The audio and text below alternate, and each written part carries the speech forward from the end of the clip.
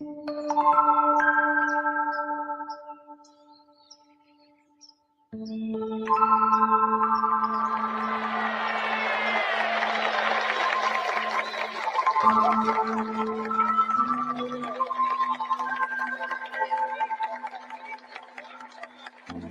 we refuse to believe that the Bank of Justice is bankrupt.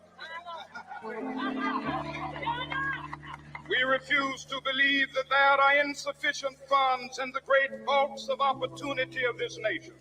So we've come to cash this check, a check that will give us upon demand the riches of freedom and the security of justice.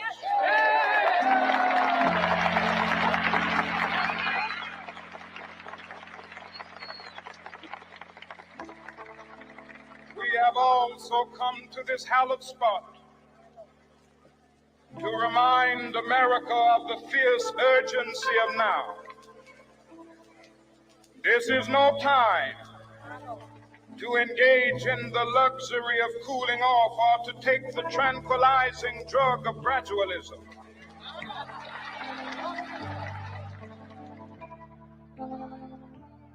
It's hard to believe in 2020, black bodies are still being lynched by those who long for a time when policies like slavery, Jim Crow, the war on drugs, don't ask, don't tell, sterilization, and other systems have kept people of color marginalized. Policies that would have us believe that our situation is hopeless to change. Well, my name is Dewana Thompson, and I have traveled from Birmingham, Alabama to declare that in spite of what we have endured and are enduring, we have a lively hope.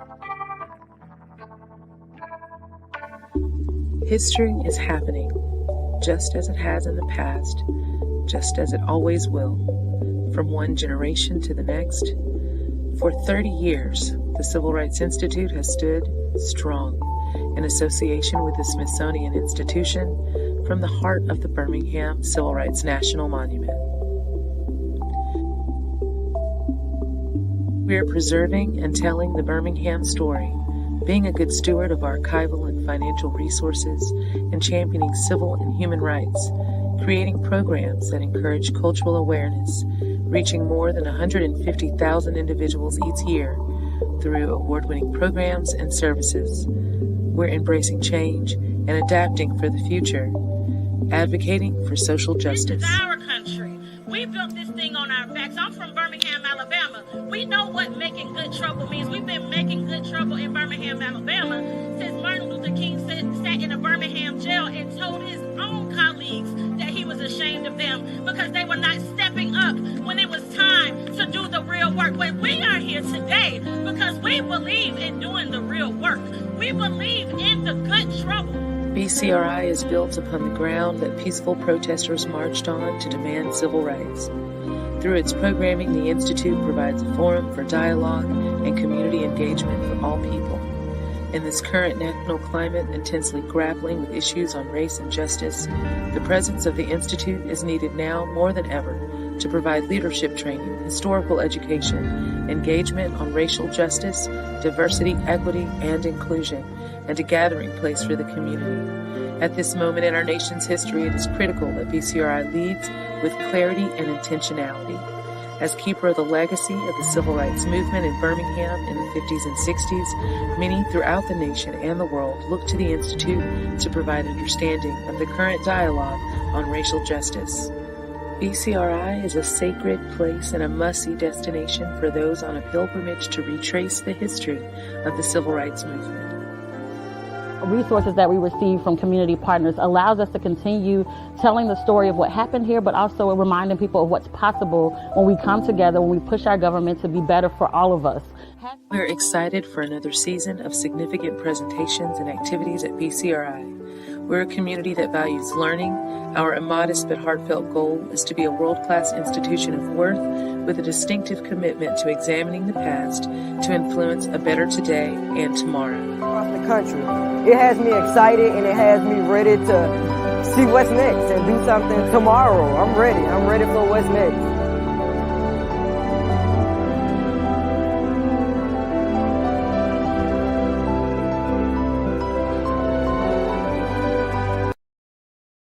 Good evening, everyone. Welcome to the Birmingham Civil Rights Institute. My name is DeWanna Thompson. I'm the president and CEO here. I'm honored to share with you all tonight. Welcome to Classic STEM, right?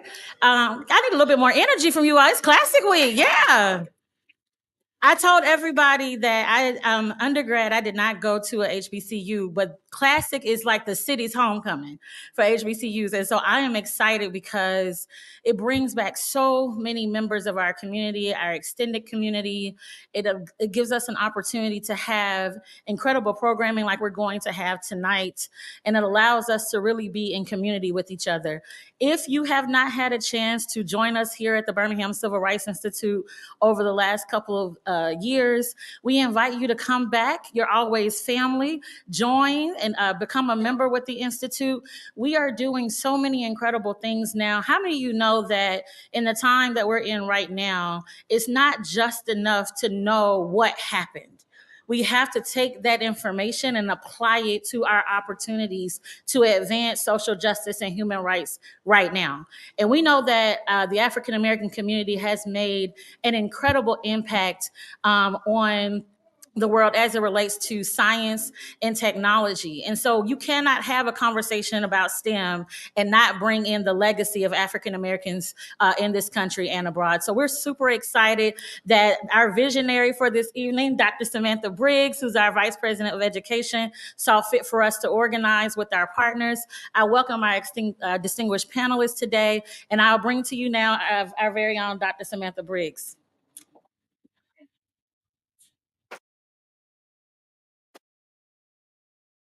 Well, a happy Classic. I am an HBCU alumna, Clark Atlanta University, so go Clark Atlanta. And I'm just coming fresh off of homecoming, so I still have that good spirit going on. But we are excited to present something new, something different as a part of this week. We are excited to welcome home 4 scientists who have been off in the nation's capital, in the tri-state area, doing amazing things. So we're excited to hear from them. And I don't want to spend too much extra time up here taking away from what they have to share. I would like to thank and acknowledge our partners. This was a collaborative experience that's coming between Birmingham Civil Rights Institute, the National Park Service, Birmingham Museum of Art, and NASA.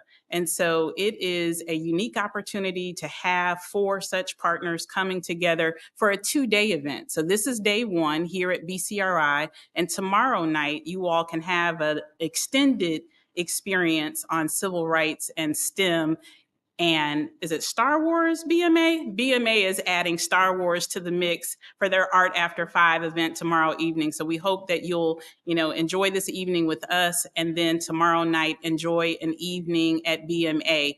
And once we are wrapped up here with this panel, our telescopes are outside waiting for the night sky. So as soon as we wrap up, we have some astronomers outside waiting to greet us and to share the evening sky with us. So without further ado, I'm going to introduce 2 people. First, I'm going to introduce our esteemed moderator.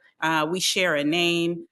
We also share an address, but it is my husband, who we affectionately call the other Dr. Briggs, but Dr. Calvin Briggs, who's one of our other partners, the founder and president of the Southern Center for Broadening Participation in STEM, will moderate this conversation with 4 of his mentors and people that he admires in this community. But we're going to have an interesting start to this conversation with our very own historian and our founding president, Miss Odessa Woolfolk. When I mentioned this event to her, she immediately, as she always does when you mention anything to her, she just goes right into the history, and she remembers the win. Another interesting fact is 2 of our panelists are from Ullman High School, and Parker High School, and Carver High School. So if you know anything about Miss Odessa, then you know from which her roots begin in high school. So I'm going to welcome Miss Odessa Woolfolk to open this conversation and to share a brief history lesson about what happened in 1960 when these young people were finishing up high school and headed to college. Miss Odessa.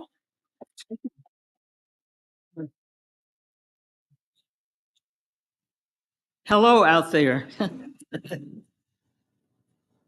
I am so happy to be here. Okay, so I went to an historic Black college by the name of Talladega. How many of you have heard of Talladega College? Yo! So anyway, it's good to be here. I'm not going to take much time either because I want to hear from hello, alma night. I want to hear from our distinguished scientists. And I want to say commendations to scientists, doctors, George, Malcolm, May, and Wright, who really make us proud of what they do as examples of the very best of Birmingham's communities and schools. So let's give a shout out to the homies.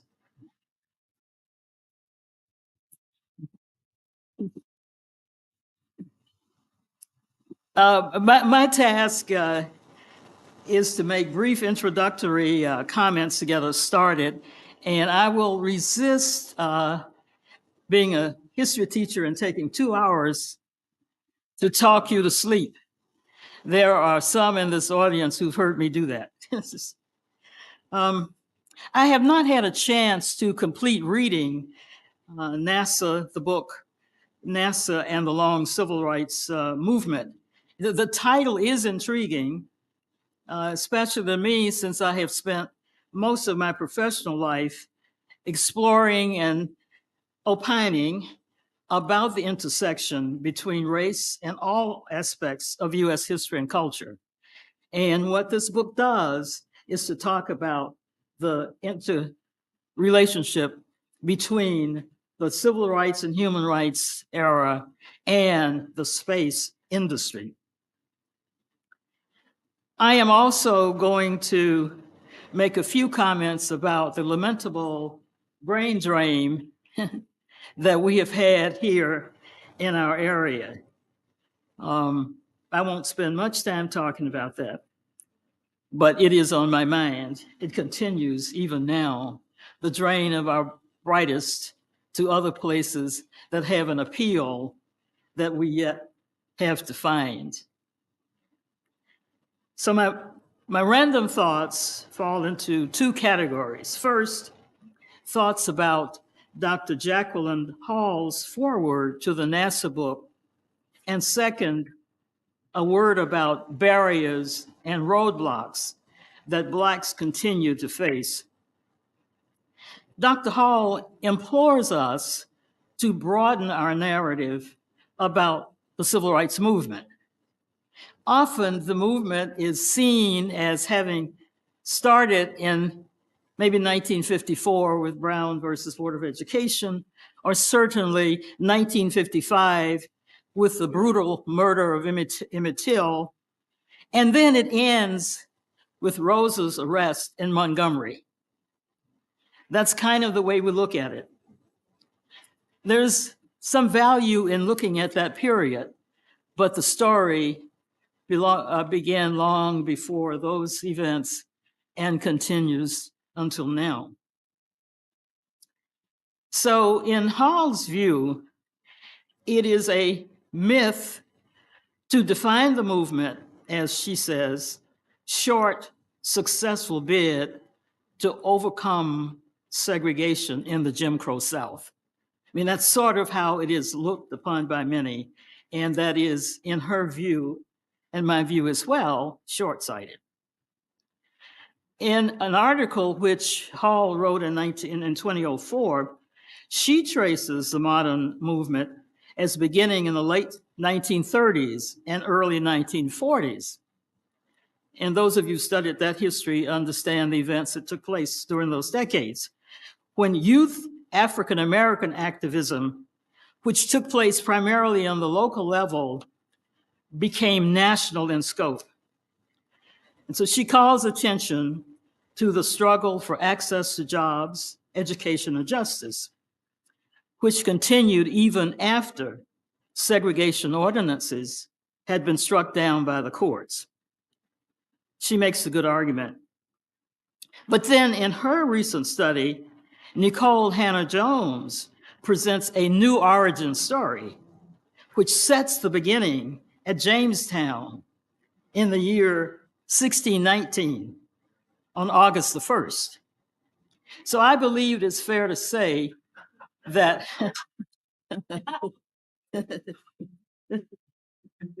oh, I didn't see that.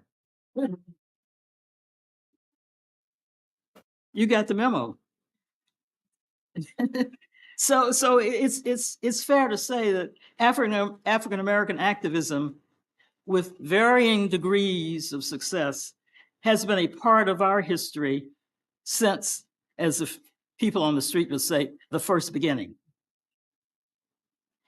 Hall counsels students who say that perhaps the movement, however you define it, was not successful. What she says to her students is, the times may be tough, but there are peaks and valleys of human behavior.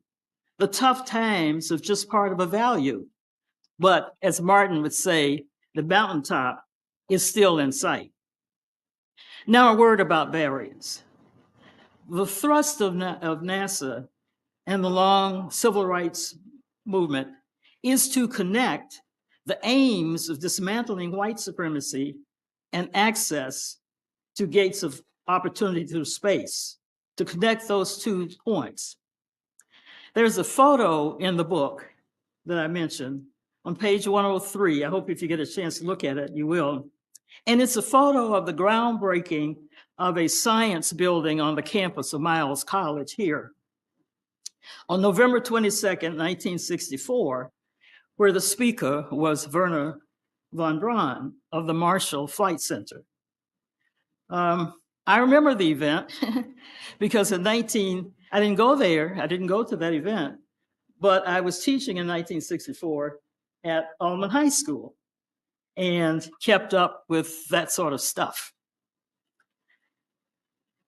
For civil rights advocates, though, landing on the moon was less a priority than decent housing, fair wages, and good schooling. By the way, in 1963, the commissioner of Birmingham Public Schools, Commissioner of Education of Birmingham Public Schools, was none other than His Honor Eugene Bulcana. We know of his being in charge of the fire hoses and the dogs, but he was also in charge of the schools. That explains a lot. A notable and noticeable disjunction between the rhetoric from public officials at that time and the lived experiences of Black people is to be remembered. A photo from the Black Panthers, one of their publications at that time,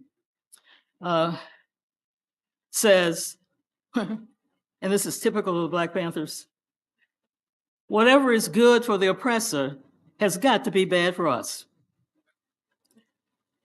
So let's look at other barriers, the barriers to aspiring students here in our midst. The differentials in allocation between white and Negro schools, as we were called, in the early 60s, and when you guys were there, Tommy and you. The state paid the tuition back in those days for African Americans who wanted to study medicine and some other professional degrees to go out of state rather than to petition to go to the schools in state. You know, it wasn't back then, as I remember, it wasn't that people cared how educated we got, just don't get it here. I thought that was awful. So there was that push to get our students to not go to the schools that the taxpayers paid for here, go anywhere else but not here. So highly trained African Americans went wherever they could get jobs. They were qualified for jobs, but the jobs were not here. Many of the people who majored in the sciences, as you know, went into medicine. Parents would tell them, look, why be a physicist if you could be a physicist? Nobody's going to hire you. so be a physician. So we had this kind of drain, and that's not a bad thing, being a physician. We needed physicians. But the opportunity to practice chemistry and biology and astronomy and so on is not here. I'll just make one or two other comments. Remember, I was a teacher, so I'll talk forever. There were some notable scientists in Alabama that everybody knows about. George Washington Carver. Everybody knows about George Washington Carver, everybody in the world. If you don't know about these people, or if you've forgotten about them, Google them. Then there was Percy Julian from Montgomery, who also found a cure for glaucoma, or at least a medicine that would alleviate the difficulties of glaucoma. He was a homeboy. He was from here. And then there's Mae Jemison, the astronaut physician. So we've had people here who have made well of themselves in the STEM area, and we continue to have that. I'll end with this comment. I was listening a couple days ago to NPR, and there was a NASA physicist who talked about the hurdles that Blacks still have. And this was 2 or 3 days ago. The hurdles that Blacks still have in the sciences, especially in physics and astronomy, where I think there are very few African American who have graduated with doctorates in those subjects.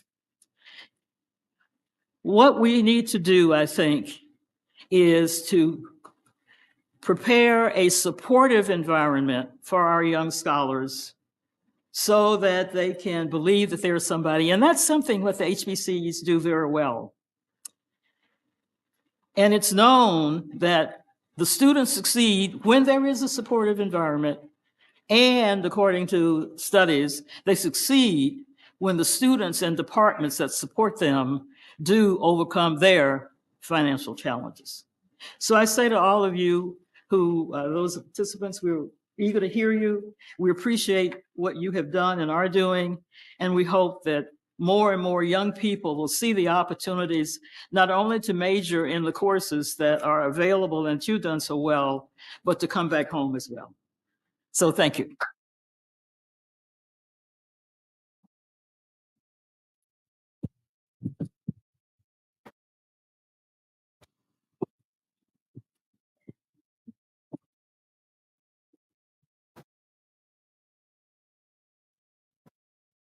Evening.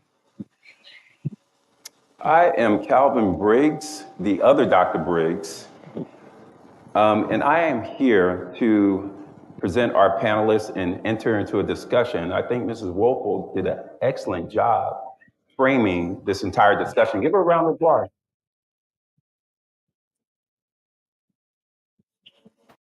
So I also want to thank DeWanna Thompson and the BCRI family, the whole team. Y'all did an excellent job getting everyone here and getting this set up. So give them a round of applause as well. So tonight's conversation, cocktails and conversation, I really like that. The long civil rights movement in STEM. And so, I want to go ahead and continue framing this before I go ahead and introduce our panelists. So the launch of the James Webb Telescope has really excited a lot of folks in the science community. Personally, I'm a mathematics teacher, and I believe we're all gifted with the innate desire to wonder and the desire to explore. It helps us fill a void that as humans we all have. We all desire to know our purpose and why we're here and where our gifts are. The James Webb Telescope gives us an opportunity to look back more than 13 billion years in time to the birth of the universe. Not just look at it, because the Hubble did something very similar. But the James Webb Telescope does it with clarity. We're seeing things that we've never seen before. And so that's very appropriate for tonight's conversation.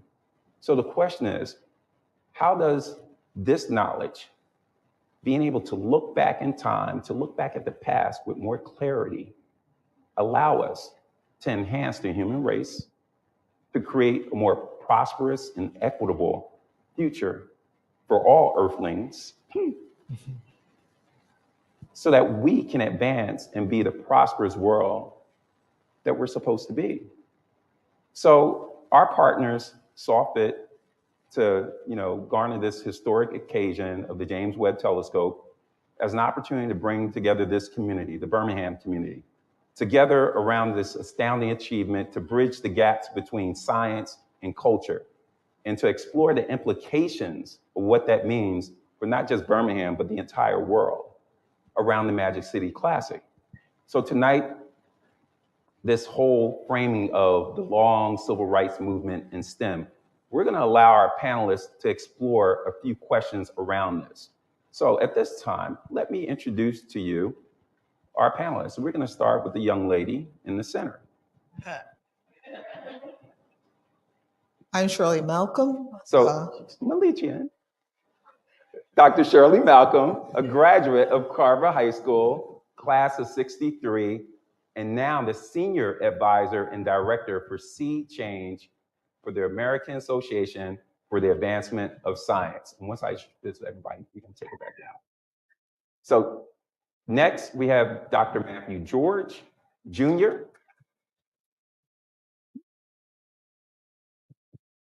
He is a graduate of Pullman High School, class of '67, and now is the chairman of the Department of Biochemistry and Molecular Biology at Howard University. Next, we have Dr. Willie May. Round of applause. He is a graduate of Parker High School, class of '64. He is now the Vice President of Research and of Economic Development at Morgan State University. He is the former director of the National Institutes for Standards and Technology, known as NIST. And virtually, we have Dr. Tommy Wright. How you doing, Dr. Wright? I'm doing just fine. Can you hear me? We can hear you. I'm doing just Dr. fine. Wright is a graduate of Ullman High School also. He's the class of '65. I believe he's the baby of the group, isn't he? No, who's the baby? He's not. In my head, mentally. Look. So, and now he's the chief of the Center of Statistical Research and Methodology at the U.S. Census Bureau. So please, let's give him a round of applause and welcome him again. Would like to start with Dr. Malcolm to extend that introduction to tell us a little bit about herself and what she's been doing all these years. Dr. Malcolm. Thank you. I think that most of the people from Birmingham, the first thing they want to say is, who are your people? My married name is Malcolm. My maiden name is Mahaley. My people were Funderburgs and Estelles.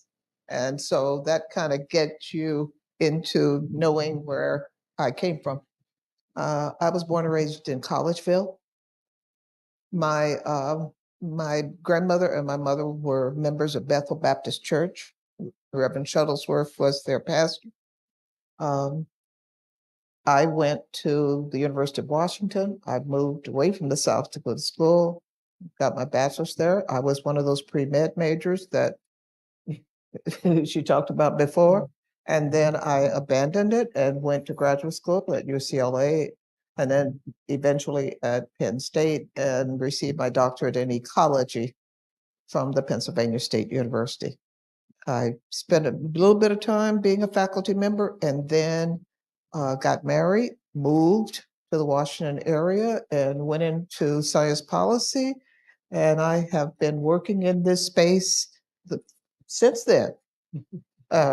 And essentially, a large part of my work, it has involved trying to improve the quality of science, math, engineering, technology education, as well as medical education, and trying to diversify the pool of people, try to bring more people who look like me. I got tired of being by myself. So Next. Go ahead, take it. have someplace else to go before you show up at Morgan State University on Monday. That's true. I have a 6 o'clock flight out of Atlanta so that I can go to my trustees retreat. I am a trustee at Caltech in in California, and I'm a regent of Morgan State. And so technically, I'm your boss.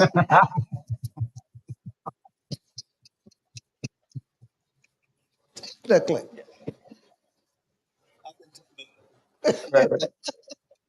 So, Dr. May, would you? I'll have to riff on that a bit. I've been told this by the person who is now the president's science advisor, Arthi Prabhakar. She was director of NIST before, and I think we were going up to Mayo Clinic or something like that, and we were in the car, and she had a rough day, and she said something like, "Willie, why is it every time I say you, it's been one of my worst days ever, blah, blah, blah, blah, blah, blah." And I said, well, you know, and we got to talking about the fact that she was brought to the agency as to change policy, to lead something called the Advanced Technology Program. But I said something like, you know, Arthur, and she had been turned down for a postdoctoral appointment at NIST. So I said, you know, Arthur, you had gotten that postdoctoral appointment, you know, you might be a GS 12 or 13 by now. Mm-hmm. And she says, that's true, Willie, but guess what? I am your boss. It's true. Well, I'm Willie May. I'm one of the people who wasn't born in Birmingham. I was born in a place that you all have heard about, I'm sure, Dozier, Alabama, a suburb of Seawright, Alabama. Michelle didn't even know about that. But we moved to Birmingham in 1953, and I grew up, any of the old heads know about this, in the barracks, on Finley Avenue, across from the farmer's market. Attended Finley Elementary School. And I will say that all of the best leadership and management lessons I learned was growing up in that community. There were lots of guys there. I was the only boy in the family, had two younger sisters. And let's say that academics although Finley was an excellent school, the guys in the neighborhood, you know, we played lots of sports, and they basically made your bones by how good an athlete you were. So I had to learn to survive and provide leadership in that community, or get my butt beat for breakfast, lunch, and dinner every day. So that was really a great lesson growing up in that community. We had excellent teachers there. I studied harder at Finley Avenue Elementary School and Parker High School than I did any other place in my life. So graduated from Finley in 1960 and moved on to Parker. I remember a guy, Eddie Stacy, who actually he was in school, but a DJ also, and he wrote something for the Parker, said something like "The Tots Invade." I think I was 12 or 13 when I went, and was small for my age. And so, but at Parker, again, great teachers, people who probably would not be teaching secondary education now. And basically, I and a number of other people, which probably the folks on age, benefited by their deprivation. And because those folks were committed to living their lives vicariously through us and preparing us for a future that was uncertain, but certainly if there were opportunities, they were going to make sure that we were prepared for them. In the 10th grade, my high school chemistry teacher, Fred Cook, decided to select 5 of us and teach us college level chemistry. We gave up our study period. So in the 10th, 11th, and 12th grade, I took chemistry. And again, I'm a chemist, not because I was better at it than anything else, I like to play a lot of sports, and I always want to have that edge. And I thought I would have an edge because when I got to college, there was nothing I saw there that I had not seen at Parker because of that. So they gave me this sense of confidence that I needed to be successful. I graduated from Parker. I guess the great R.C. Johnson was president. He's also the father of Alma Powell, the wife of Colin Powell. So yes, Colin's father-in-law was my high school principal, and he lost my application to college. And I remember going and he was very, very. I planned to go to Howard, and had I gone to Howard, there is no doubt in my mind I would have flunked out. Because I would have gone buck wild in DC, certainly. But he lost my application. I never applied to Knoxville. They were very apologetic. They arranged for me to get a scholarship to Knoxville College in East Tennessee. You're going to study because there was nothing else to do. And I planned to stay there about a semester, and then I was going to go on to Howard. And after a semester, you get to know folks, and why leave? And that was the best thing that could happen to me in many ways. First of all, Knoxville had the faculty was an equal mixture of whites and blacks. And that was the first opportunity that I had to have a relationship with a white person that wasn't confrontational. So that began to prepare me for, as it turns out, my career. I didn't know it then. And we had excellent instructors, and I got the same level of attention that I had gotten in elementary school and high school. So again, I was graduated from college around 20 years old, and I was ready to go to graduate school. I had offers to go to Harvard, Illinois, the University of Tennessee. I took none because I had a draft lottery number of 47 and a draft notice in my mailbox when I went down to the dorm after graduation. I took a job at the Oak Ridge gas distribution plant because I could get an occupational deferment. There, again, part of my growth experience, there were a lot of microaggressions, like a lot of Black folks experience now. I was told that I was there because the government required them to integrate, and they did. That was no hostility. It's just that basically they thought I should be happy just to have a job there. The thing that ticked me off, being the competitive person I always have been, is that I took all of my chemistry, physics, and math courses at KC during my first 2 years. And during the last 2 years, I took courses over at the University of Tennessee, right across town. And I'll just say this colloquially, there were white boys out there working at Oak Ridge now that I had literally gotten out of school, and they're making 20,000, at least 10,000, 15. I was making $7,680 a year. I remember to the penny. They were making $10,298. I remember it to the penny. And I felt insulted, and there was nothing I could do about it. I could take shoes to work to shine. That was fine. But if I opened a book and so forth, there was always something wrong with that. So basically, we had to hire you. Here's your place, and you should be happy. You're making more money than your parents ever made. And I told them, you don't know that. It's probably true, but they didn't know that. So I decided after 3.5 years of that. Now, during my 45-year career at the National Institute of Standards and Technology, I took 20 sick days in total. I would take 20 sick days a year the time I was at Oak Ridge, and I wasn't faking it. It just shows you how your mental state, your emotional state affects your physical state. It really does. I'm a living testament to that. So I go on and take my job at the National Bureau of Standards. More later. His reports are long too.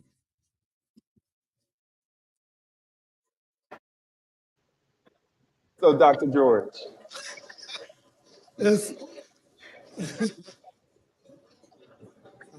kind of hard to follow that story, but I already know from Shirley because, being in the DC area and after having met her, we've all become friends and actually family.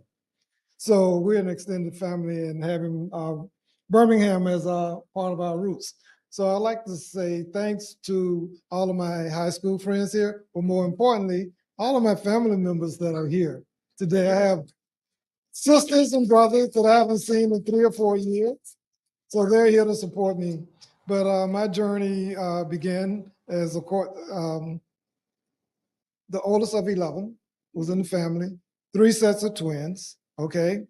2 parents that stayed together for well, up until the time they both died. So it was like well over 60 some years. So I had that strong background in me. The thing that I regret was the fact that growing up, and when I look back, I feel like I was not the brother that I should have been to my brothers and sisters. This is my story. This is my story. My story. And that's mainly because of the fact that both parents working. Somebody had to, take care of the younger ones. And so I took that seriously, so that was kind of like, that's just what I thought I was supposed to do. So before 6 years old, I realized who Santa Claus was. Easter came around when I was about 10 or 11, and I realized oh, no Sunday suit for you, because the little kids and the little girls had to get dressed and everything like that. But my career that led me all the way to Howard, a lot of it came through via fate. A lot of things just happened to fall at the right time. I was talking to Paulette, one of my high school friends, telling her it's like I had no clue as to quote unquote how smart I was. It was only when we got a high school counselor in my senior year, okay, who came in and took the senior class, called us in one by one, and said, you're either going to go get a vocation or you're going to college. She asked me what I was going to do. I'm going over to Stockholm Valves and Fittings, and I'm going to, work in the steel mill, like my parents, so I can help out, She showed me a map on the wall. It was Vietnam, which I did not recognize at the time, and said, this is where you're going. And she said, she just got wasted brains. So she started, getting me on the path to go to college and taking me on interviews and being embarrassed when I'm in front of the interviewers from Harvard. And they say, first question, and what do you want to be? What do you want to major in? And it was like, really? It was like, and, so she just shook her head, but she didn't stop. So after having gone through all of those previous years, and I'll tell my name dropping story. Our high school counselor was Reverend Rice. I don't know if any of you guys remember him, but luckily he got a job at Stillman, and he's the father of Condoleezza Rice. No disrespect, but he didn't talk to us. We were from the projects, Loveman Village, the Brickyard. We were just not in that social circle. So everything was a surprise. So Ms. Coleman was a lifesaver. I ended up going to Wiley College, the great debate. Texas, yeah. Most people don't know what that is. That was just because they came in and, the government was tossing money around for scholarships. And unfortunately, I got a scholarship for 4 years, come on down. And then you realize they mismanaged it because it was 50% from Wiley and 50% from the federal government. They used up all their money in 1 year. So you end up on student loans, but that's okay. But the real reason I was into science and STEM was because in the 10th or 11th grade, we had 2 paths we had to take. You could take a business course or you could go into science, which was really weird because that was free. At the time, you had to rent typewriters for, the business classes and stuff like that. That was $35. A family of 13, including 2 parents and 11 kids, that was out of the budget. So that's how I ended up in that. And civil rights and everything happening here in the city, then it's like, okay, yeah, I want to do political science at Wiley College. We don't have political science as a major here, so that's how I ended up in STEM. Okay, what's the next thing you know best? Okay, that's what I'm saying. This is a lot of fate. Junior year, another guy comes in.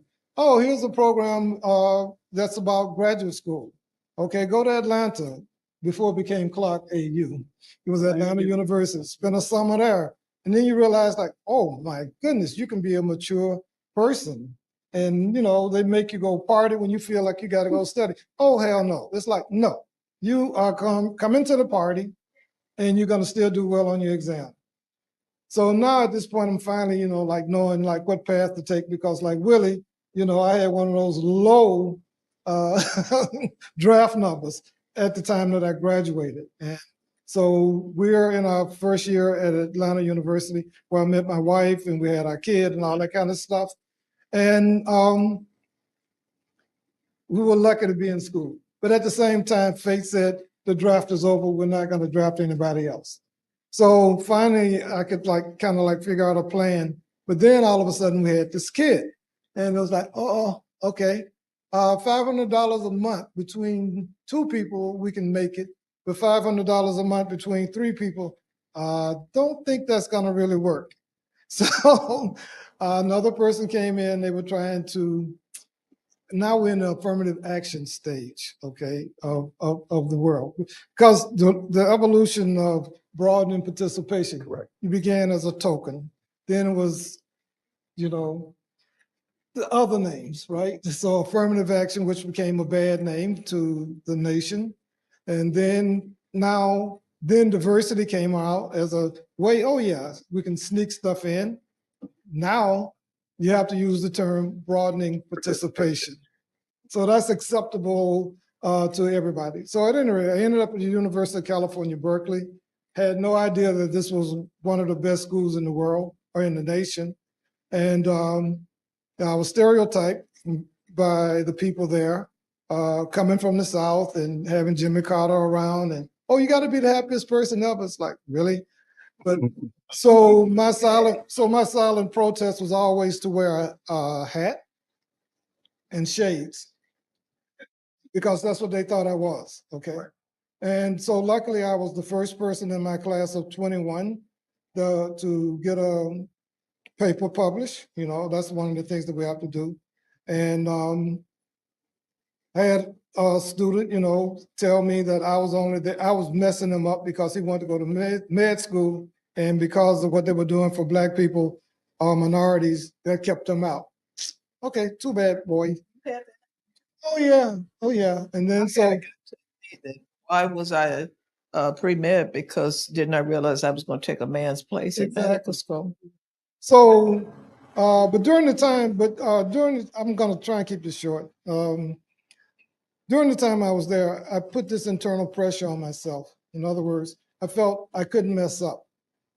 I could not mess up because I felt as if they would never let another Black person in. It was only two of us there, but the first guy that was there, he had all of the right credentials. He had gone to the right schools. He was also brilliant as well. So they didn't lose on that. But with me, they felt they were taking a chance because out of the 21 people that entered the year, I went to Cal Berkeley, 20 people got scholarships. Okay, full tuition, stipend, etc. Only one didn't. Okay, so that might be. That was me. So once I found out what the policy was at Berkeley, it's like we don't admit people in unless we can support them. And so when I told them that, then they decided like, okay, reluctantly, they said, sure, this will help you with your babysitting. It's like, people, please, you know, but at any rate, I am at Howard University in my 38th year, chair of a biochemistry, molecular biology department, teach medical students, dental students, and graduate students. Recently got an unsolicited email from a former student saying, thank you, Dr. George, and the faculty of your department. Without you and the rest of your faculty, I wouldn't be where I am. He's now chair of a biochemistry and genetics department at a medical school too. You know, so that's just one example. So I'm gonna stop there because it could go on and on. Yeah, but we want yeah, Dr. we Tommy want Tommy Wright Wright. to Exactly. introduce himself and give us a little background about himself. So Dr. Wright, are you with us?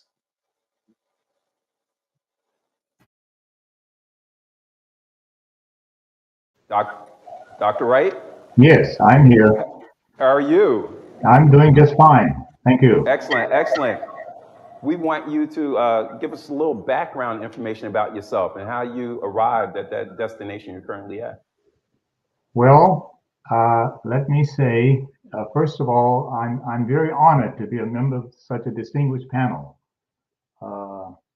And I want to thank you and your colleagues for putting together this panel on such an important topic as STEM and for such an important event, the Classic. I started out and was born at 2302 9th Avenue South, Birmingham, Alabama, and that's where I grew up, across the street from another Bethel Baptist church. Home, church, and school played an important part in my life, very, very deeply. I was the youngest of 4 children. I attended W.C. Davis Elementary School, where in first grade, one of my teachers, Mrs. Patton, gave me a book in arithmetic, and I solved every single problem in that book, and my head was as large as could be. And at that time, I thought I knew everything that there was to know in mathematics. It earned me a skip eventually. But since then, I have learned as I have studied mathematics that I know very little. And so now I'd like to consider myself as a student of mathematics who's practicing mathematics. You know, medical doctors practice medicine, lawyers practice law. I like to think of myself as continuing to practice mathematics. Following W.C. Davis School, I attended Auburn High School, ran into some great mentors, and I want to shout out to Miss Woolfolk. Miss Woolfolk, you still look as you did then in the 1960s, and you still have that great energy and that fighting spirit about you. And I deeply regret that I'm not there to give you a big hug. But I had teachers in mathematics there who encouraged me, Mrs. Ruby Beal, Blanche Martin, and one in geometry whose name I cannot recall, as well as science students and faculty members in chemistry and physics and biology. But I also had the fortune of working in Reverend Rice's office, who was mentioned by Matthew as a boys counselor, and I also worked in the principal's office, George Crenshaw Bell. My sister helped make that arrangement there. And being a part of the principal's office, I got to know him and he got to know me, and he had studied mathematics himself. And it was though I was a top student, president of student government, offered from many schools, George Crenshaw Bell put me in his car and literally drove me to Knoxville College and asked that I be awarded a scholarship. He was successful in getting it. By the way, he had attended Knoxville College as well. While at Knoxville College, a professor from across town at the University of Tennessee taught a course during my senior year, and somehow said, Tommy Wright, maybe you should start graduate study at the University of Tennessee while I was still at Knoxville College. So similar things as Willie made. And so that's my journey to getting to my first master's degree in mathematics from the University of Tennessee. I taught for a while, and then there was a person who said, you need to go back and get your doctorate so that people won't mess over you. Well, again, by accident and not by my own planning, I was asked while teaching at a small college, actually Knoxville College, to chaperone some students on a visit to the Ohio State University. While I was at the Ohio State University, and for the benefit of the students, I said, let me just walk around to the mathematics department and see what's going on there. I met an outstanding, world-known mathematical statistician named Ransom Whitney, and I talked with him and said I was thinking about going back to graduate study, and he said, why don't you apply to the Ohio State University? Well, I applied to the Ohio State University. Following that stay, I went back to Knoxville for a short time to teach at Knoxville College for 2 years. And while there, I started working full-time at the Oak Ridge National Laboratory.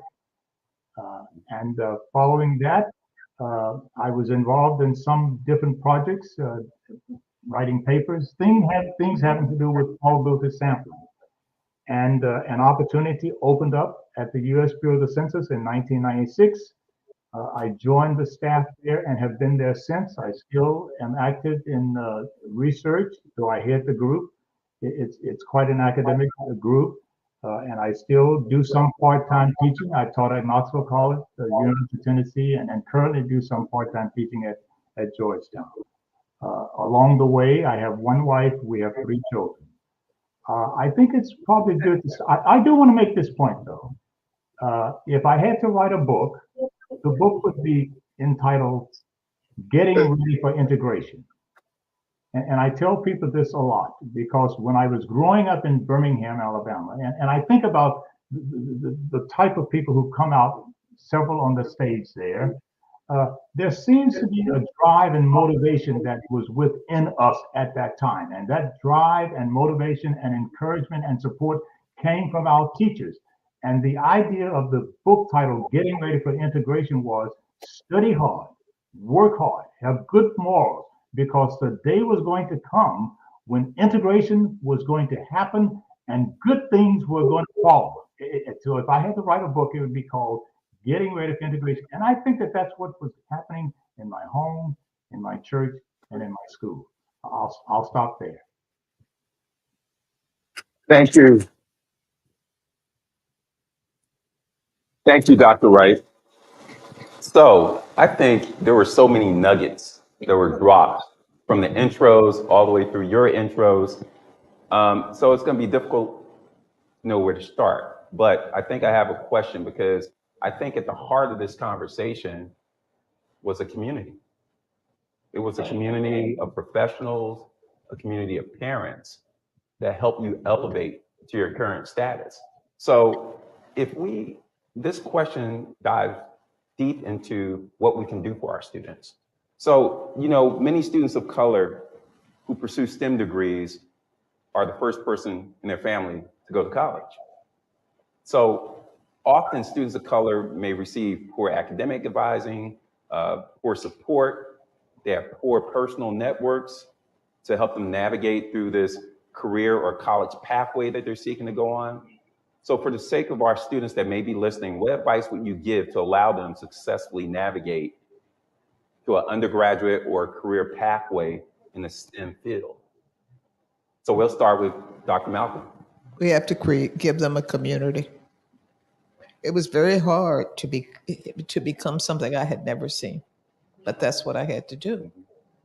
And I think that by giving students a sense of belonging, by teaching them well, by having high expectations for them, by having them know that we believe in them, and by helping them to understand that it's okay to fail, because quite frankly, most of my experiments didn't work until they worked.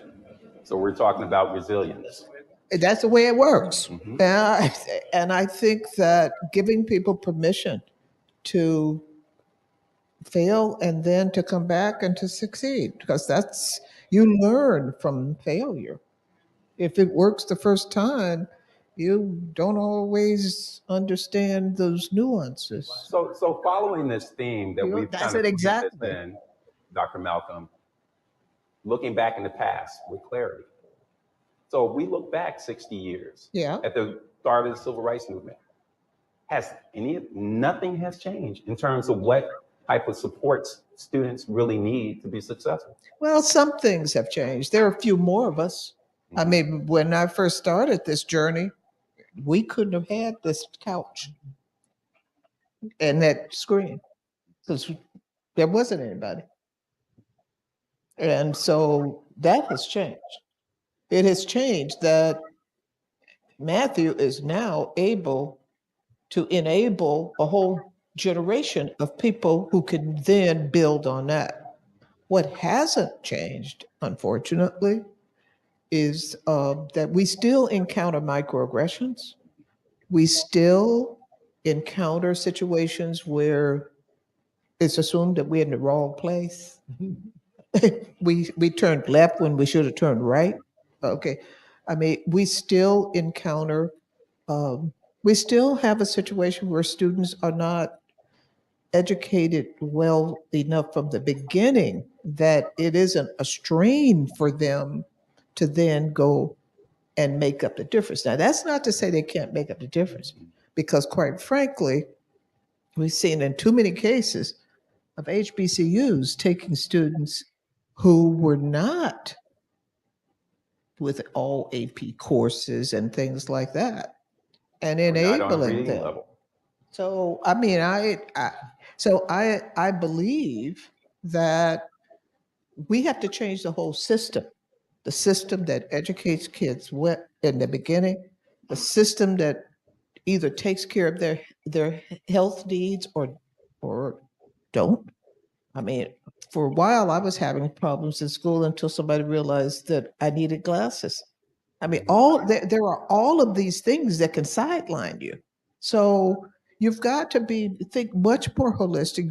The community has to think about how to give community to these young people. So, Dr. May, similar questions. However, interest. We had Dr. George mention about all the people he didn't know he was going to end up being who he is today.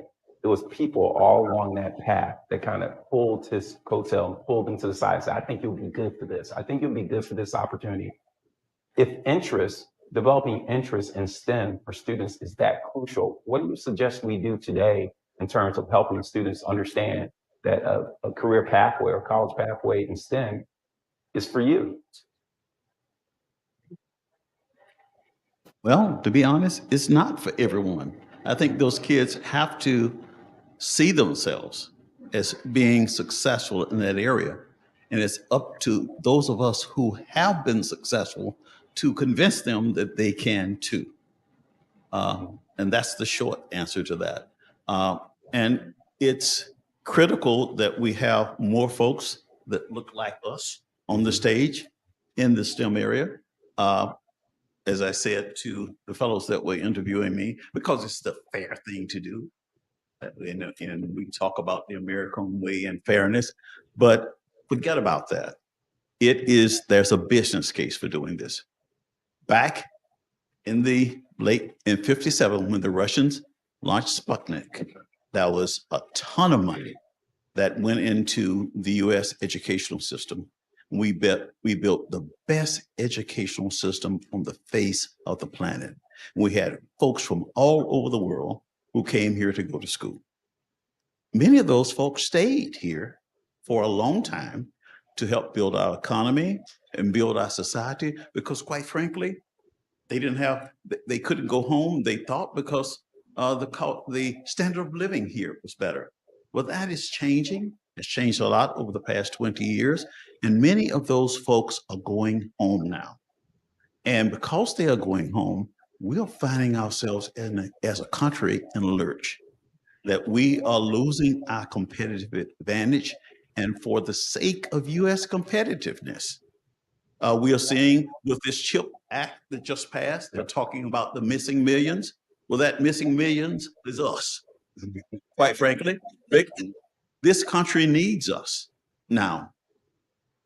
And we have to make sure that we prepare our young people to take advantage of the opportunities that are going to be afforded to them. It doesn't matter whether it's done for the reasons that I think it should be done. It's going to be done out of necessity, and it's up to all of us to make sure that we prepare the next generation for doing that. And I'll say that HBCUs do that better than majority universities. And let me just say one thing about Dr. May. As the research VP at Morgan, he's trying to bring more resources to support research and trying to enable the faculty to have a research culture and to have the infrastructure. Because one of the things that we have found out is one of the biggest predictors of whether students are going to go into graduate school and be successful is undergraduate research. That's cool. And so by providing those kinds of opportunities the way that he's working to do, that's how you have to move this. And otherwise you're just kind of stuck. So creating opportunities for students like the Emerging Researchers National Conference, display their research, ABRCAMS, the annual biomedical research conference for minority students. Been fortunate enough, for the reporting.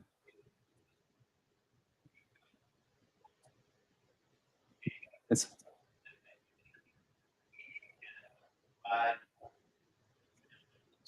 what the folks like Mr. Bell did at Woman, the folks there at Parker, and Mr. Goodson, who I was his pet at Finley. Then he adopted Shirley when he got to Carver. Folks did things. so Dr. George. So Dr. Malcolm mentioned something, and I just want to give you a quote. Tell me if this sounds familiar. To promote the progress of science, to advance the national health, prosperity, and welfare, and to secure the national defense and for other purposes. Does that sound familiar to you? Yes. What is it? Can you tell us what it is? I'll tell you. It's the mission of the National Science Foundation. Mm-hmm. Very interesting.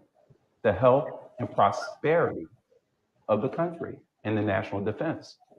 The National Science Foundation was launched probably 1950, 4 years before the Civil Rights Movement, at the end of World War II. So you could imagine what was going on, what was intersecting at this time. So with that in mind, do you think the National Science Foundation, and I know you have a lot of relationships with them, are they living up to this mission? Yes and no. It's mainly from the standpoint that one of the things that you encounter with the National Science Foundation or NSF is that their grants are dedicated to quote unquote non-medical or non-health sciences. I mean, research based. Right. You can do the foundational or basic research, but you can't say, here's a grant and I have a great idea for curing cancer. They are not going to fund that. But you have Send it to NIH and then you don't get funded. So it's a wonderful mission statement, and there are people who can do the really most basic things, and they will take time and lead to what is now called translational research. Okay, so one of my deans was thinking that basic research, if you weren't doing basic research such that it could be immediately taken to the bedside, you were not doing research. We have a new dean, but just to touch on some of the other things is that were earlier stated. I'm not trying to get away from the issue. Is that what seems to work best? I think will work best is when you introduce students to hands-on science activities. You get a chance to see with your own hands how an experiment works, how you can interpret that data and information, and that curiosity builds. And you want to do more and more of it. That's what we need to be doing. Absolutely. Yeah. Absolutely. And I think that deserves a round of applause. I think Birmingham and Alabama need to take you up on that. That's the key. I mean, you get so excited. Because you're building on the natural curiosity that they come here with. I saw this little cute baby back there, and I know it's his grandbaby, but the major issue is that grandbaby, how that grandbaby explores the world? Looking, observing. She's doing experiments onto a fare thee well, okay? Thing you learn from those hands-on experiments is that you learn more when they fail than when they're successful. Because when they succeed, you don't know why they succeed. Right. Once they fail, I want to pull Tommy in on this. Tommy, you still with us? Dr. Wright? I want to pull Dr. Wright in What do you think about that, Dr. Wright? What particular aspect? So about we've kind of gravitated to the need for more hands-on experiential type learning for our students as a way to facilitate STEM. My brother, who was a biology major with me at Knoxville College, would often comment about the importance of laboratory experiments. So I would certainly agree with that. And right across town, where state funds were being used at the University of Tennessee, the laboratory facilities were much higher. I do want to make a comment about something that was asked earlier, and that is, what would you tell young people? I give talks, still technical talks, as well as sometimes college students. And what I try to, well, there is an excitement about what I do. And in fact, I tell my colleagues 50 years from now, I'm going to start thinking about retirement.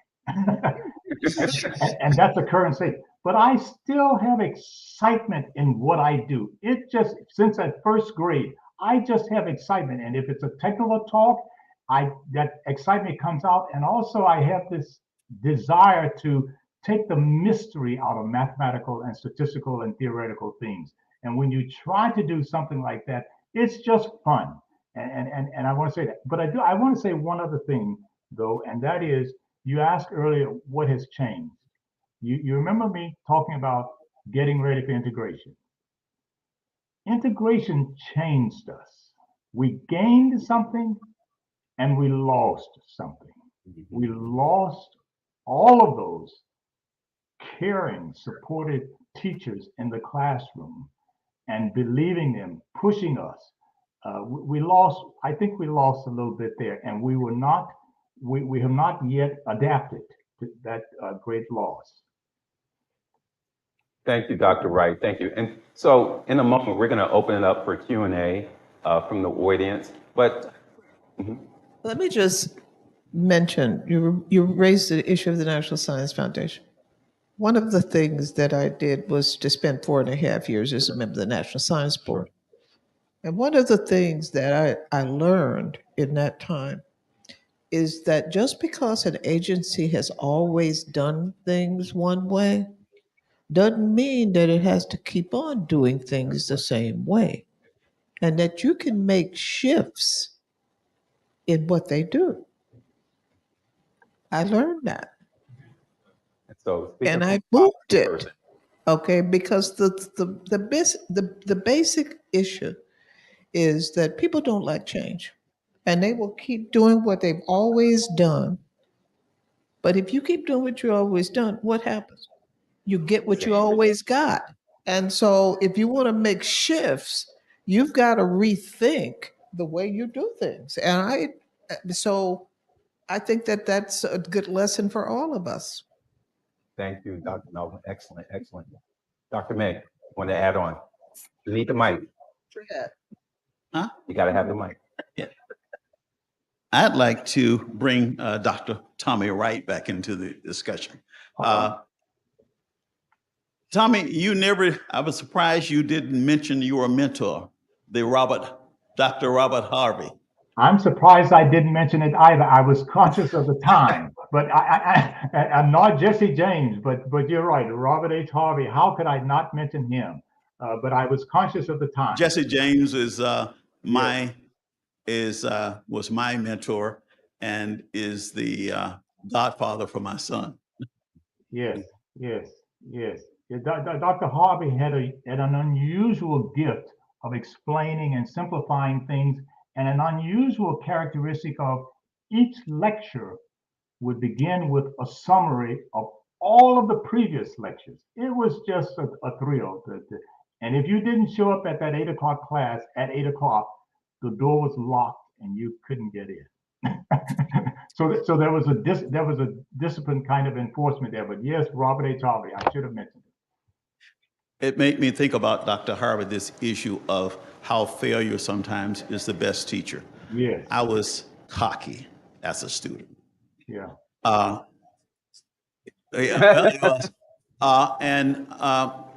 learned more under Dr. Harvey probably than any teacher I ever had.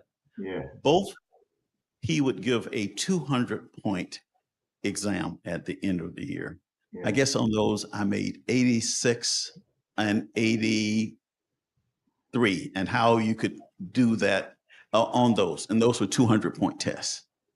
The final test, I had A's going into both finals, and I flunked the final. And he mercilessly gave me a C. All of the rest of the courses I took probably 12 additional math courses there in UT and aced them all. And the lesson I learned, what happened was, first of all, the time I remember, I still like to play a lot of cards, stayed up at night playing cards, and basically was a little fatigued, and I forgot the formulas. I had brain lock. And I thought that will never, what he taught me is, don't ever rely on gimmicks like remembering the formula. Learn how to derive them. Right. Learn how to derive them. You won't forget that. So he taught me a lesson that I've carried forever. Understand things. And again, it was that failure that led me to realize that don't rely on your memory. I used to have a photographic memory, basically. But it failed me both times. I was sleep deprived, and I was going to stay up and play cards the night before an exam just to show off in front of the boys. But I learned that lesson. If you really understand something, you don't stick to trying to remember these formulas that are just gimmicks. You learn how to derive that from first principles, and you never will forget that. I love it. Love it. Love it. Thank you, Dr. May. Last comment? Last comments. I'm one of the participants. I consider myself to be on the ground floor. I still teach, I still lecture, and I coordinate courses, and I see the struggles of the students. And, you hate to keep looking in the past. Well, I wouldn't have done it that way, but it seems as if too often this generation of students rely on Google. You can type in whatever you want, you'll get an answer, but you don't know how the answer was derived. And you won't really know if it's right because you can go to Wikipedia. We just finished the second exam in the dental school with some graduate students as well. And I hate to say this, but I had 60, it's a 60 question exam. I had 36 questions. Out of 70 students, well, I just stay with the dental students. I had 3 people that passed. So it's like, okay, it's time to go. I just need to leave. But too often, they don't take the failure, seriously because, oh, Dr. George is going to add some points to it. And it's like, okay, you think that's going to be the case. But it's a little scary, But again, if they were to actually get in, do some hands-on stuff, and the natural curiosity, they won't challenge themselves. But, I saw what happened at the HBCU level in terms of thinking and how to do things. And then I went to Cal Berkeley. It was a whole nother level. I had never made 50 in my life. It was like, really? And you only had 2 exams, the midterm and the final. How in the heck I'm getting out of the most favorite subject of mine, molecular biology, learning about DNA and everything. I got out because they were more interested in doing the research. Okay, so just have to apply yourself, and that's what we got to demand of our students. We can't lower the standards. We should not. But we will do it, just to try and keep them going a little bit. Just a little bit. Yeah. So, Dr. Malcolm, I have a question for you. We want to tie this back into the James Webb Telescope. So, what are some of the lessons learned when we talk about culture, civil rights, as it relates to the James Webb Telescope or the Hubble and the Hubble? Or versus the Hubble? Well, let me just say that last week I gave was that only last week? No, that was week before last. I gave a presentation at the National Academies. I attended that, by the way. And I know about wicked problems. Go ahead. And what the David lectures. Yeah. And one of the things that I did is that I used an image that came from the Hubble. The Hubble is an optical telescope. And then I showed them the image of the same part of the sky from the Webb. looks totally different. This is an infrared telescope, infrared and near infrared. Then I showed them the composite. Okay. The human eye can't see in infrared, but you can, the James Webb actually receives the signals and can turn it into a color so that you can kind of see what it is actually doing in that space. And the point that I wanted people to have from that is that we need all kinds of lenses in order to see the world. That's good. And one of the things about bringing in the collective lived experiences to our science is that there are things that we see and things that we perceive that others may not.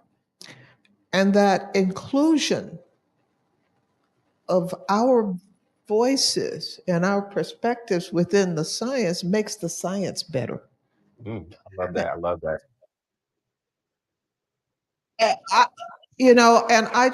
And I think that in too many cases, people relate this, as you said, to the affirmative action or the this and the that or the broadening participation.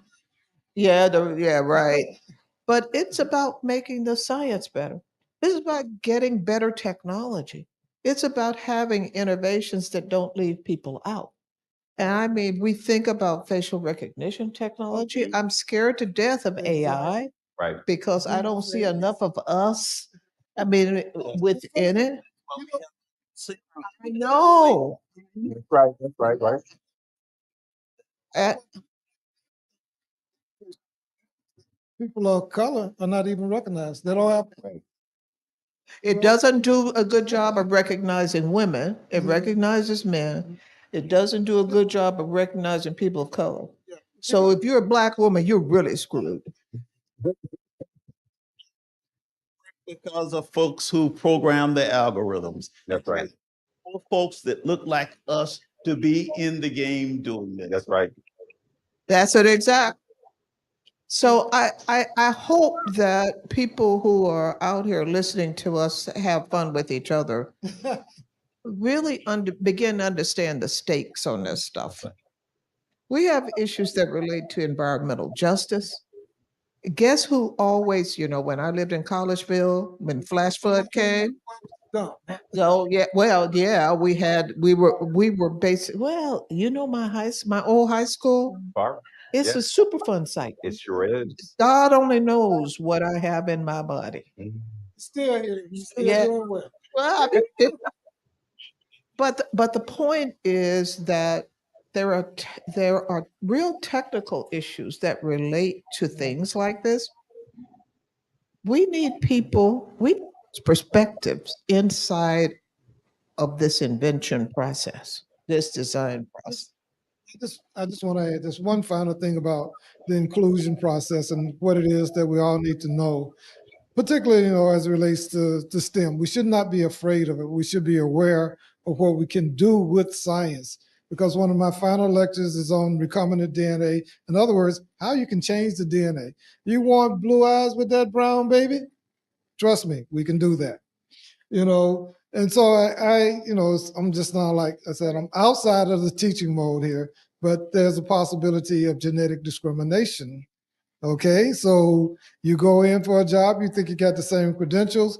Hey, we can do this little technique called PCR, and we can find out, oh, you got BRCA1, BRCA2, breast cancer for you, no job. Men, 1 in 3, prostate cancer. Oh, we can figure out that gene that leads to that, no job for you. So Sure, it's just too expensive. exactly, the whole thing. So it's to our advantage that we learn and participate in all of these activities. And as Dr. Malcolm Shirley said, it's like, Lord have mercy, this James Webb scope is the best thing ever. So I always tell people, like, be well-rounded. Don't let being a dental student be the only thing you want to do. Don't be a graduate student and let that be the only thing you want to do. Don't let being a medical student be the only thing you want to do. Have a well-rounded life. So don't let all of these other stresses, take you out. But my real thing was, in the end, once I figured out how life maybe should go for me, is that get a terminal degree in Yes. something.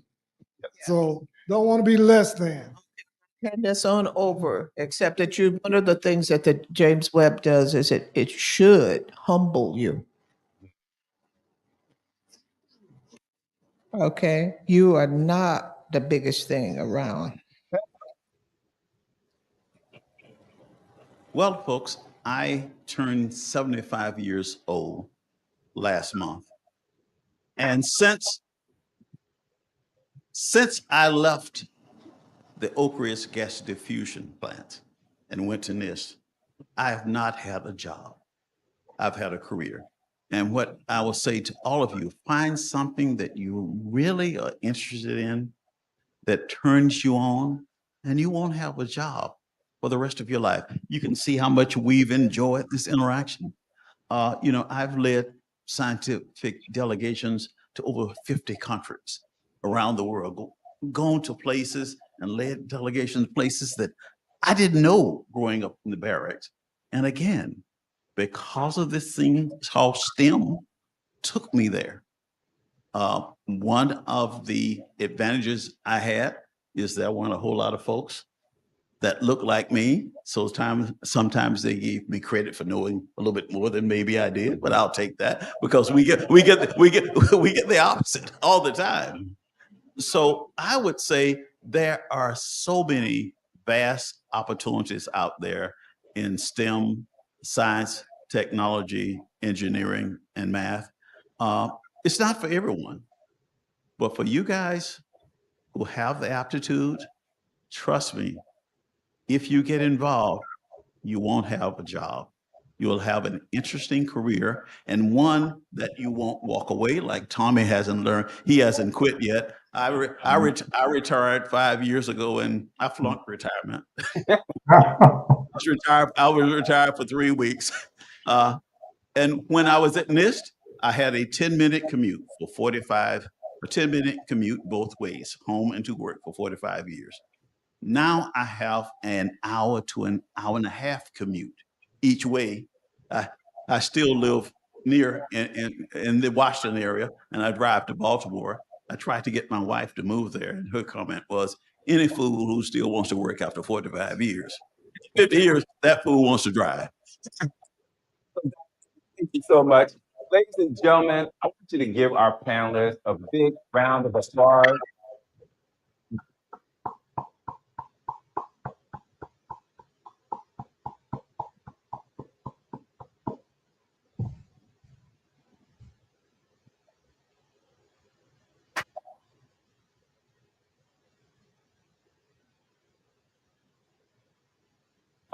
So we're going to have a reception afterwards. So we didn't have time for Q&A.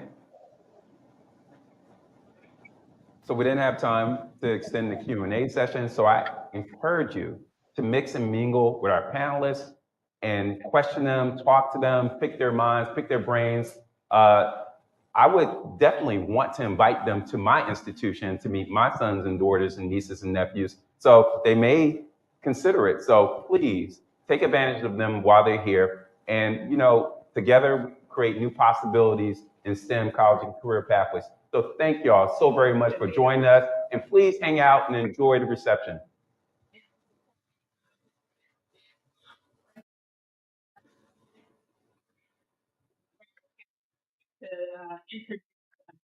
Closing remark video and then set us up to post it. Good evening, everyone. My name is Ranger Kat, and it is truly my honor to be here with you all this evening. I believe we have time also for the poem too, is that correct? Okay, so I have the great honor of introducing an amazing poet in the city of Birmingham, Nabila Lovelace. And she serves as the Earth Poet of Magic City Poetry Festival. From Queens originally, she currently resides in Tuscaloosa. Sons of Achilles is her debut book of poems, and I'd like you to join me now in welcoming her to the stage.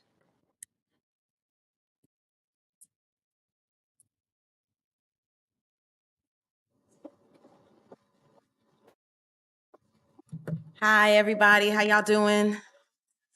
Excellent. I want to thank y'all so much. What an incredible and extraordinary night. What a phenomenal panel. I feel like a thing that continues to unite, whether we're talking about the young and the old, but definitely if we're talking about space or poets, is that attention to wonder, right? That curiosity. And I feel incredibly grateful to be able to share a bit of the ways that those things get to come together. I love to share my own work, but I feel even more excited when I get to share the work of people who have continued to really inspire me. So the poem that I'm going to share for you all today that I feel like really triangulates what we're talking about when we talk about Black folks in STEM and when we talk about civil rights and when we talk about what we can bring and the things that can offer resistance to that is a poem called "The Black Maria" by a poet named Aracelis Germain. And the poem name actually comes from so it takes its name from the moon's dark planets misidentified as seas by early astronomers, right? So again, thinking about those things that of course are sometimes beyond our comprehension, but even what our distinct experiences get to really bring to what we even get to wonder, right? And know about the stars and the sky and what is beyond us. So I'm gonna go ahead and jump into the poem. There are a couple of epigraphs, so I'm gonna read those first. The Black Maria. After Neil deGrasse Tyson, Black astrophysicist and director of the Hayden Planetarium, born in 1958, New York City. In his youth, deGrasse Tyson was confronted by police on more than one occasion when he was on his way to study stars. Can y'all hear me if I yell? Sorry, the mic is throwing me off. Nope. Okay, don't even do that. Never mind. Got it. No, it's okay. I feel like if I give myself a little space, we'll be good. All right.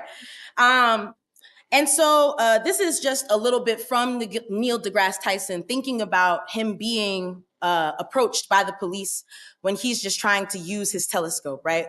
Like we're all about to do. I've known that I've wanted to do astrophysics since I was 9 years old, a first visit to the Hayden Planetarium. So I got to see how the world around me reacted to my expression of these ambitions. And all I can say is the fact that I wanted to be a scientist, an physicist, was hands down the path of most resistance. Anytime I expressed this interest, teachers would say, "Don't you want to be an athlete?" Or, "Don't you want to?" I wanted to become something that was outside of the paradigms of expectation of the people in power. And I look behind me and say, well, where are the others who might have been this? And they're not there. And I wonder, what is the thing along the tracks that I happened to survive and others did not? Simply because the forces that prevented it at every turn, body of space, body of dark, body of light. The Black Maria by Aracelis Germain. The Skyview Apartments, circa 1973. A boy is kneeling on the rooftop. A boy who, it is important to mention here, his skin is brown, prepares his telescope, the weights and rods to better see the moon. His neighbor, it is important to mention here that she is white, calls the police because she suspects the brown boy of something. She does not know what at first, then turns with her looking his telescope into a gun, his duffel into a bag of objects thieved from the neighbors' houses, maybe even hers. And the police, it is important to mention that statistically they are also white, arrive to find the boy who has been turned by now into the suspect on the roof with a long black lens, which is, in the neighbor's mind, a weapon. And Depending on who you are reading this, you know that the boy is in grave danger. And you might have known somewhere quiet in your gut. You might have worried for him in the white space between lines 5 and 6, or maybe even earlier. And you might be holding your breath for him right now because you know this story. It's a true story, though. Miraculously, in this version of the story, anyway, the boy on the roof of the Skyview lives to tell the police that he is studying the night and moon and lives long enough to offer them, the cops, a view through his telescope's long black eye, which, if I am spelling it out anyway, is the instrument he borrowed and the beautiful trouble he went through, lugging it up to the roof to better see the leopard body of space, speckled with stars and the moon far off, much farther than, since I am spelling the thing out, the distance between the white neighbor who cannot see the boy, who is her neighbor, who in fact is much nearer to her than to the moon. The boy who wants to understand the large and glorious, unhuman mysteries of the galaxy. The boy who, despite America, has not been killed by the murderous jury of his neighbor's imagination and wound. This poem wants only the moon in its hair and the boy on the roof. This boy on the roof of this poem with a moon in his heart, inside my own body, as I write this poem, my body is making a boy, even as the radio calls out the Missouri coroner's news, the Ohio coroner's news, 2015. My boy will nod for his milk and close his mouth around the black eye of my nipple. We will survive. How did it happen? The boy, the cops, my body in this poem, my milk pulling down into droplets of light as the baby drinks and drinks them down into the body that is his own. See it. Splayed and sighing as a star in my arms. Maybe he will be the boy who studies stars. Maybe he will be, say it, the boy on the coroner's table, splayed and spangled by an officer's lead, as if he, too, weren't made of a trillion glorious cells and sentences, trying to last. Leadless, remember the body's beginning, splendored with breaths turned by time into, at least, this song. This moment and the mackerel soul caught flashing inside the brief moment of the body's net, then whoosh, back into the sea of space. The poem dreams of bodies, always leadless, bearing only things ordinary as water and light. Thank you all.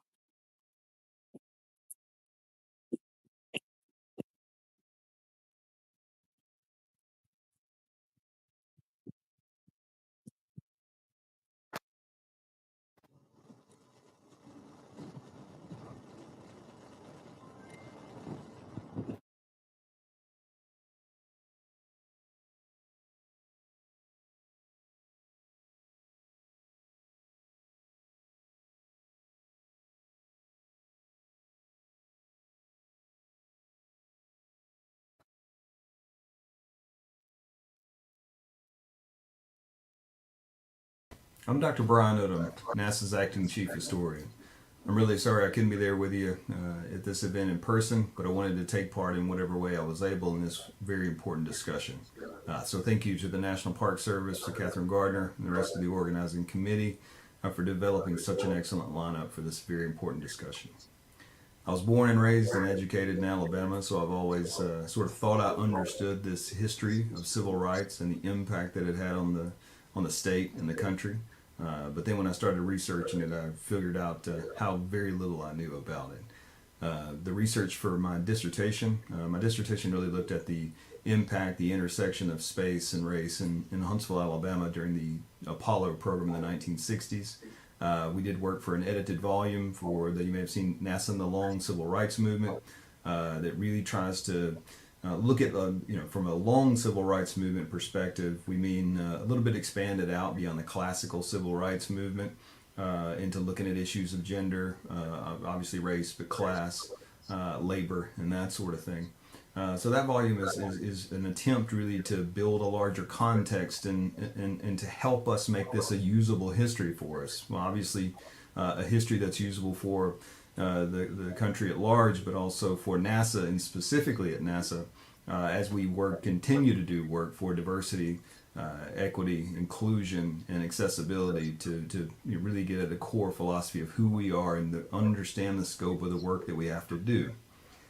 Now, one of the things that I really learned quickly about this history was just how much race and space in these locations, the communities where this federal investment was made, just how important that was. And in Huntsville in particular, in May of 1961, America launched its first person into space, Alan Shepard. Well, just down the road in Anniston, on May the 14th of that year, the Freedom Riders bus was firebombed outside of Anniston. So in Alabama history, these two moments are very much in the news cycle together. They're both very integrated into this story. In Huntsville, Alabama, though, the investment in federal funding really for NASA there coincided with that civil rights revolution in Huntsville in 1962. Students from University of Alabama, Alabama A&M University there nearby, they began a sit-in movement. Sit-in at previously segregated lunch counters like it happened in Greensboro, North Carolina, and other places across the South. At these previously segregated counters, they were arrested, continued to go back and forth, and continue to take great risk to do this. So these are students that were involved in that. It was at that time that the new president came on board at Alabama A&M, Dr. Richard Morrison, and it was Dr. Richard Morrison who really began to turn the chapter and to utilize this investment in space there in Huntsville in a way to prepare his students for these high-tech aerospace jobs, both at contractor facilities and with the government. He had to walk a very fine line, as most historically black college university presidents did, between social revolution and the funding agents, which were the government in Montgomery, Alabama, right? So it was very problematic for him. He had to walk a fine line. Presidents at HBCUs have been fired for embracing the civil rights movement. So he knew he had to be careful, and he did just that. He created, but by being really taking advantage of opportunities, building cooperative programs, basically making an investment in infrastructure there with the limited resources that he had to build a cooperative program to higher level math, build a physics program from the ground up, bring in faculty from around the country to really create an institution that could prepare students for these jobs. And one of the things that I hope that we've talked about today is just it was the students who had to walk through those doors. Though they could be created, they could be investment, but the risk that the students took by saying, okay, jobs that were previously, that I was previously barred from are now open. Are you sure? Am I going to waste my time here at the university? Well, that program and that trust had to be built over a long period of time. And it took a lot of important people like, Dr. Richard Morrison doing that, but also people, that were in the book there that made that possible at places in Huntsville in particular. Clyde Foster is someone who's particularly important, Charles Smoot, and there are lots of examples of students who went through those cooperative programs.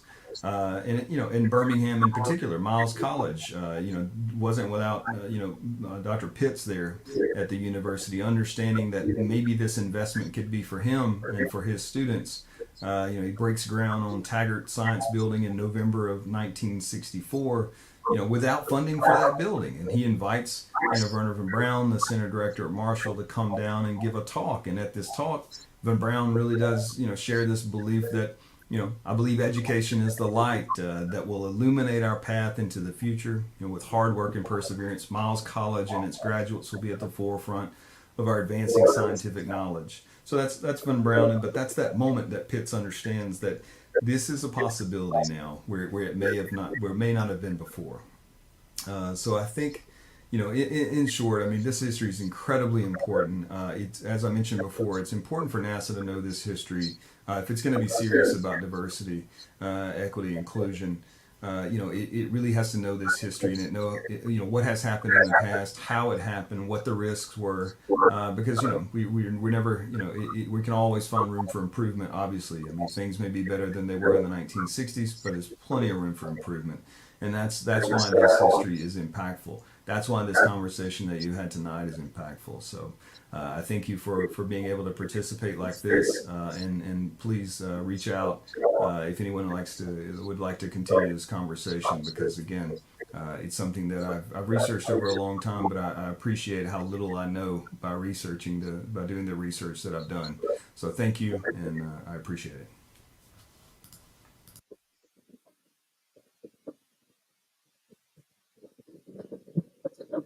So this has been a long evening, but a dynamic evening. I want to thank you all again for coming out to the Birmingham Civil Rights Institute and spending this time with us. Let's give it up one more time for our moderator, Dr. Calvin Briggs.